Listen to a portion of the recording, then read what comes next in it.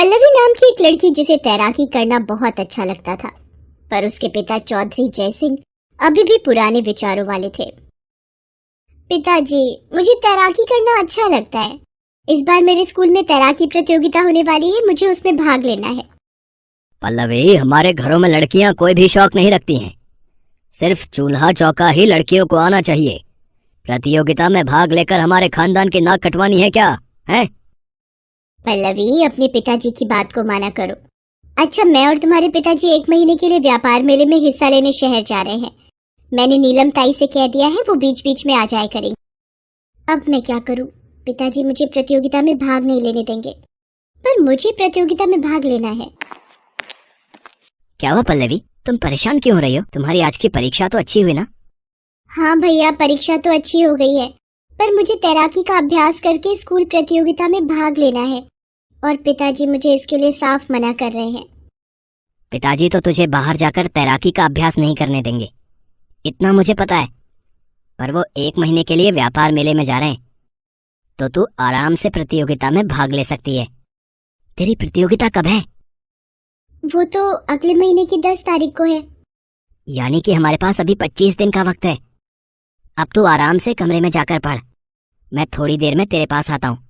कृष्णा अपने दोस्त रमन के पास जाता है, क्योंकि उसने स्कूल प्रतियोगिता में एक छोटा मिट्टी का अंडरग्राउंड स्विमिंग पूल बनाया था। रमन मेरे भाई, मुझे तेरी मदद की जरूरत है, क्योंकि मेरी बहन को एक स्विमिंग कंपटीशन में भाग लेना है। क्या तू मेरे लिए एक भूमिगत स्विमिंग पूल का निर्माण कर सकता है, ताकि पल्लवी उसमें तैराकी का अभ्यास कर सके? रमन मजदूरों को समझाता गया और कुछ ही दिनों में एक भूमिगत स्विमिंग पूल बनकर तैयार हो गया। ये देख पल्लवी, अब तू यहाँ पर तैराकी का अभ्यास कर सकती है। अरे वाह भैया, ये भूमिगत स्विमिंग पूल तो बहुत ही सुंदर बन गया। ये सब रमन का दिमाग चला है, यही ऐसे कारनामे करता था स्कूल में, आज यही काम आया है। अगले दिन पल्लवी स्कूल में प्रतियोगिता की तैयारी कर रही थी। उसी समय एक लड़की वहां आकर उससे बोलती है, मुझे नहीं लगता पल्लवी तुम मुझसे जीत पाओगी। मैंने बहुत बड़े स्विमिंग पूल में अभ्यास किया है। तुम्हें तो तैराकी का अभ्यास करने के लिए कोई स्विमिंग पूल तक नहीं मिला होगा, तो तुमने अभ्यास किया ही नहीं होगा। देखना, ये ट्रॉफी तो मैं ही जीतूंगी। तैराकी की प्रतियोगिता के लिए सभी कंटेस्टेंट अपनी अपनी पोजीशन ले चुके थे। प्रतियोगिता शुरू करने के लिए कोच ने सीटी बजाकर और ग्रीन झंडा दिखाकर प्रतियोगिता शुरू करवाई। प्रतियोगिता में देखते ही देखते पल्लवी सबसे आगे तैराकी कर रही थी और पल्लवी तैराकी प्रतियोगिता में जीत गई। आज की विजेता है हमारे स्कूल की होनहार बच्ची पल्लवी। एक बार पल्लवी के लिए जोरदार तालियां हो जाए। पल्लवी, कुछ कहना चाहती हो? पल्लवी स्टेज पर आती है और बोलती है कि किस तरह उसके भाई कृष्ण और रमन ने उसका साथ दिया और वो जीत पाई। सब लोग तालियां बजाकर पल्लवी की सराहना करते हैं। पल्लवी बहुत खुश होती है। उसका इनाम देखकर कृष्ण और रमन भी खुश होते हैं। दूसरी ओर उसके पिता जय सिंह और सुनैना व्यापार मेले से वापस आ रहे थे। जैसे ही वो अपने घर के दरवाजे पर पहुंचे तो उनके पड़ोसी श्याम कुमार ने उनको बधाई देते हुए कहा, अरे जय सिंह जी, बधाई हो, आपकी बेटी पल्लवी तैराकी प्रतियोगिता में प्रथम आई है, प्रथम। हाँ। ये सुनते ही जय सिंह का गुस्सा 7वें आसमान पर पहुंच जाता है। वो गुस्से में अपने घर जाता है। पल्लवी, पल्लवी, अरे कहाँ हो तुम? जल्दी इधर आओ। अरे ये सब क्या है? मैंने तुम्हें तैराकी प्रतियोगिता में भाग लेने से मना किया था ना। मैं रास्ते में ये सब क्या सुनता आ रहा हूँ कि तुमने तैराकी प्रतियोगिता में हिस्सा लिया है? पिताजी, अगर मैंने भाग लिया भी तो उसके बावजूद मैं जीती भी तो हूँ। पल्लवी, तुमने ये सब करके अपने पिताजी का दिल दुखाया है। ऐसे ही कुछ दिन और बीत गए। जयसिंह ने पल्लवी से बात करनी बंद कर दी थी। एक दिन जयसिंह अपने परिवार के साथ शहर में किसी शादी में पहुंचे। शादी तो बहुत बढ़िया इंतजाम से की है आपने चौधरी साहब। 7 स्टार होटल है ये जयसिंह जी। सब कुछ होटल वालों ने ही इंतजाम किए हैं। ये सजावट, ये स्विमिंग पूल, सब कुछ। स्विमिंग पूल को देखकर तो मेरे मन में गुस्सा उबाल खाने लगता है। सब लोग पार्टी में मस्त हो जाते हैं, पर अचानक बहुत तेज चीख पुकार मचने लगती है। अरे कोई मेरे बेटे को बचाओ, वो स्विमिंग पूल में गिर गया है, कोई बचाओ। किसी को यहाँ तैरना आता है? प्लीज इस बच्चे को बचा लीजिए। पल्लवी, क्या सोच रही है तू? तू तो तैराक है, उस बच्चे को डूबने से बचा पल्लवी। पल्लवी स्विमिंग पूल में कूद जाती है और बच्चे को बचाकर किनारे ले आती है। मेरा बेटा, तुमने मेरे बेटे को बचा लिया। शुक्रिया बेटी, तुम तैरना जानती हो, ये बहुत बड़ी बात है। ये तो आपकी बेटी है ना जय सिंह जी? बड़ी होनहार और काबिल बच्ची है आपकी। जुग जुग जियो बेटा, आप बहुत किस्मत वाले हो जो आपके घर इतनी होशियार बेटी ने जन्म लिया। पल्लवी, आप मेरे पास इधर आ। मैंने अपनी बेटी को पहचाना ही नहीं। मेरे घर की रोशनी, मेरी बेटी पल्लवी, इधर आ बेटे। हमें नहीं पता था कि हमारी गुड़िया इतनी होशियार है कि तेरा तैराकी का हुनर किसी की जिंदगी भी बचा सकता है। पल्लवी बहुत खुश होती है। घर आकर वो कृष्ण और रमन द्वारा बनाया गया भूमिगत स्विमिंग पूल अपने माता पिता को दिखाती है। पल्लवी एक ऐसे परिवार की लड़की थी जहां इच्छाओं को दबाया जाता है, पर पल्लवी के भाई ने उसका साथ दिया और पल्लवी की इच्छा को मरने नहीं दिया। भूमिगत स्विमिंग पूल में अभ्यास करके और जीत कर पल्लवी ने साबित कर दिया कि जीवन में कुछ पाने के लिए लगन और इच्छा शक्ति का होना बहुत जरूरी है।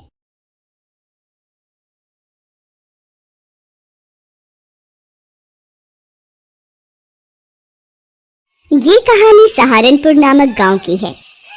उस गांव में रहने वाले लोगों के लिए बारिश का मौसम एक काले साए की तरह है, ना जाने कब आकर सब कुछ बर्बाद कर दे।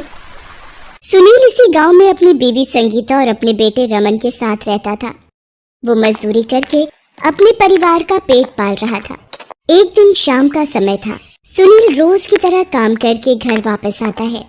संगीता सुनील की आवाज को सुनकर उसके पास आ जाती है। आ गए आप, मैंने खाना बना दिया है, आप हाथ मुंह धो लीजिए, खाना लगा देती हूँ। संगीता ये लो, कुछ खाने का सामान और मैं ये कुछ सब्जियां भी लाया हूँ। सुनील के हाथ से थैला लेकर रसोई की ओर चली जाती है। थोड़ी देर बाद वो सब बैठकर खाना खाते हैं। रात के समय। अरे संगीता, बरसात के दिनों में काम ढूंढने में बड़ी कठिनाई हो रही है। अब मुझे पहले से ज्यादा काम करने की जरूरत है। सुनील की पत्नी संगीता दोबारा से मां बनने वाली थी।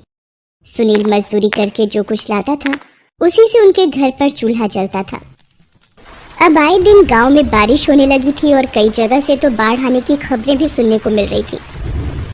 एक दिन सुनील जब घर से काम ढूंढने के लिए निकल रहा था, तभी संगीता ने पीछे से पुकारा, सुनिए जी, आज आप चावल और आटा ले आइएगा, क्योंकि बस आज शाम तक का ही सामान बचा है। आप काम से आते वक्त याद से आटा और चावल लेते आइएगा। ठीक है संगीता, मैं आते समय सारा सामान ले आऊंगा। ये कहकर सुनील काम ढूंढने के लिए बाजार की ओर जाता है, लेकिन आज उसे कहीं भी काम नहीं मिलता। पूरा दिन जगह जगह भटकने के बाद थक हार कर सुनील घर वापस लौट आता है। संगीता, आज मुझे कहीं भी काम नहीं मिला। कोई बात नहीं जी, आज शाम तक तो काम चल जाएगा, सुबह की सुबह देख लेंगे। फिर वो सब खाना खाकर सो जाते हैं, लेकिन रात को मौसम बहुत खराब हो जाता है। रात भर बारिश होने की वजह से सुनील की छत से पानी टपकने लगा था। सुनील का घर बहुत पुराना था और घर की छत पर दरारें आ गई थी। उनमें से पानी की बूंदें टपकने की आवाज सुनते ही संगीता की आंख खुल जाती है और वो देखती है कि छत से पानी की बूंदें टपक रही थी। लगता है जो पिछले हफ्ते छत पर मिट्टी लगाई थी वो निकल गई है, और जहाँ जहाँ पानी टपक रहा था वहाँ वहाँ संगीता बर्तन रख देती है ताकि घर में बाकी पड़ा सामान पानी के टपकने से बेकार न हो जाए। और फिर संगीता जाकर सो जाती है। बाहर तेज बारिश हो रही थी, जिसकी वजह से अब संगीता को नींद भी नहीं आ रही थी। तभी वो सुनील को भी उठा देती है। रमन के बाबू, उठिए, बाहर बहुत तेज बारिश हो रही है, कहीं पिछले साल की तरह फिर से बाढ़ ना जाए। सुनील जल्दी से उठता है और संगीता से कहता है, कुछ नहीं होगा, भगवान सब ठीक करेंगे। ये बारिश तो रुकने का नाम ले ही नहीं रही है। अब तो मुझे भी डर लग रहा है, कहीं कुछ हो गया तो मैं तुम्हें इस हालत में कहाँ लेकर जाऊंगा। तभी रमन उठ जाता है और अपनी माँ से बोलता है, माँ, कुछ खाने को दे दो ना। रमन की बात सुनकर सुनील संगीता से बोलता है, संगीता, खाने के लिए तो अभी कुछ नहीं होगा, मैं बाहर जाता हूँ। बाहर तो इतनी तेज बारिश हो रही है, आप कहाँ जाओगे? रहने दीजिए, वो रात की एक रोटी रखी है, वो रोटी मैं इसे दे देती हूँ। संगीता रात की एक रोटी लेती है और उसे अचार के साथ रमन को दे देती है। ये लो तुम्हारा मनपसंद अचार। रमन खुशी से अचार के साथ वो सूखी रात की रोटी खाता है। कुछ ही देर में सड़क पर से गाड़ियों की आवाज आने लगती है, जो कि सरकार की तरफ से बाढ़ के आने की चेतावनी दे रहे थे। नदी का पानी गांव में घुस सकता है। सभी को चेतावनी दी जाती है कि सभी अपना जरूरी सामान बांध लें और सुरक्षित जगह पर चले जाएं। नदी का पानी कभी भी गांव में घुस सकता है।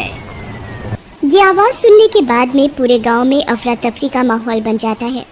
सभी लोग अपनी जरूरत का सामान बांधकर अपने घरों से निकलना शुरू हो गए थे। सुनील भी संगीता से बोलता है, अरे जल्दी से जरूरत का सामान बांध लो, हमें यहाँ से जल्दी निकलना होगा क्योंकि नदी का पानी अब धीरे धीरे गांव में घुसना शुरू हो गया है।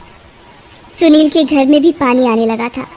संगीता, पानी आना शुरू हो गया है, कभी भी घर में पानी घुस सकता है, तुम थोड़ा जल्दी करो ना। मम्मी, क्या अब हम सब डूबकर मर जाएंगे? नहीं बेटा, तुम डरो नहीं, हम यहाँ से जल्दी ही निकल जाएंगे। संगीता जल्दी से सामान उठाने लगती है। तभी उसके पेट में अचानक बहुत तेज दर्द शुरू हो जाता है। रमन के बापू, मुझे पेट में बहुत दर्द हो रहा है। क्या हुआ माँ आपको? बापू देखो ना, माँ के पेट में दर्द हो रहा है। संगीता, तुम घबराओ नहीं। ये सब देखकर बेचारा रमन भी डर जाता है और रोने लगता है। बेटा, तुम माँ के पास रुको, मैं किसी को बुला कर लाता हूँ, ठीक है? सुनील बाहर जाता है। बाहर का नज़ारा बहुत ही डरावना था। सब जगह पानी ही पानी था। सुनील एक आदमी को मदद के लिए बुलाता है। सुनिए भाई साहब, मेरी मदद कीजिए। मेरी पत्नी को बच्चा होने वाला है और उसको प्रसव पीड़ा हो रही है। कृपया उसे ले जाने में मेरी मदद करें। अरे भाई, मैं नहीं आ रहा, यहाँ मुझे अपनी जान की पड़ी है? और वो वहाँ से चला जाता है। सुनील थोड़ा और आगे जाता है। वहाँ एक परिवार था और सुनील उनको मदद के लिए बोलता है। अरे गणेश भाई, मेरी पत्नी के पेट में दर्द हो रहा है भाई, उसे अस्पताल ले जाने में मेरी मदद करो। शीला सुन, संगीता भाभी के बच्चा होने वाला है और उनको दर्द होना शुरू हो गया है, जल्दी चलो मेरे साथ। सुनील गणेश और शीला के साथ जल्दी से संगीता के पास पहुंच गया। रमन के बापू, जल्दी कुछ करो, मुझे बहुत दर्द हो रहा है। संगीता बहन, थोड़ा हौसला रखो, हम अभी अस्पताल चलते हैं। गणेश और सुनील संगीता को एक चारपाई पर लिटा कर ले जाते हैं। पानी का स्तर बहुत बढ़ गया था और उन दोनों को पानी में चलने पर बहुत कठिनाई हो रही थी और लगने का नाम ही नहीं। सुनील और गणेश संगीता को लेकर चलते ही जा रहे थे। संगीता, तुम हौसला रखो, हम जल्दी ही अस्पताल पहुंच जाएंगे, ठीक है?